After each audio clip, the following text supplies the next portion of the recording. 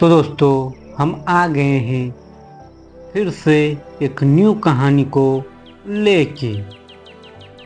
तो दोस्तों आज की कहानी है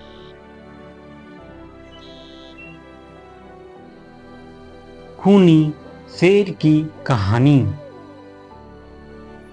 यह कहानी एक खूनी शेर की है जो जंगल के राजा के रूप में जाना जाता था और वह जंगल में अपने खूंखार आक्रमणों के लिए प्रसिद्ध था। वह शेर था जिसकी दहाड़ सुनते ही पूरी जंगल थरथराती थी। उसकी आंखों में वह खौफनाक चमक थी जो उसकी बुरी नीयत और क्रूरता को दर्शाती थी। शेर अपने इलाके में सबसे ताकतवर और हिंसक शेर के रूप में जाना जाता था। वह अक्सर छोटे जानवरों पर हमला करता, उन्हें नष्ट कर देते और जंगल में आतंक का माहौल बना देता।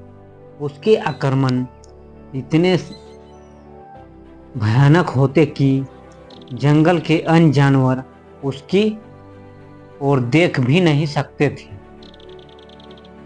वह न केवल अपनी ताकत से बल्कि अपनी चालाकी और शिकारी के तरीकों से भी दूसरों से अलग था। हर शिकारी में उसकी रणनीति बेहद खतरनाक होती थी। किसी समय की बात है, शेर एक छोटे से जंगल में राज करता था। जंगल में अन्य जानवर भी रहते थे, जैसे तेंदुआ, भालू, खरगोश और हिरन। सभी जानवर शेर से डरते थे क्योंकि वह उन्हें किसी भी समय अपना शिकार बना सकता था।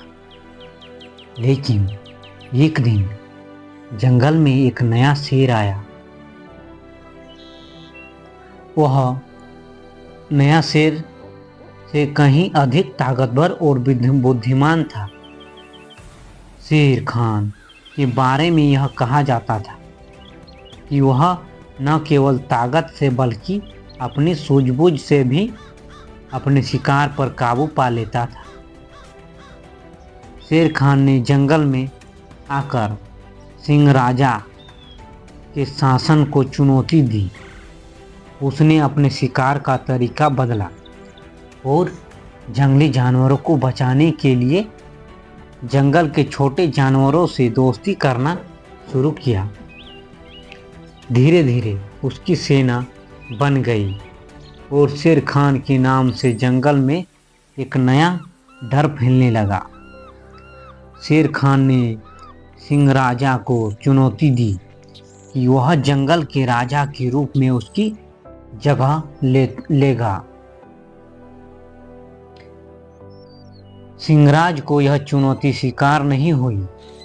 वह अपनी ताकत और क्रूरता को अपने जंगली इलाके के जानवरों को साबित करने के लिए तैयार था।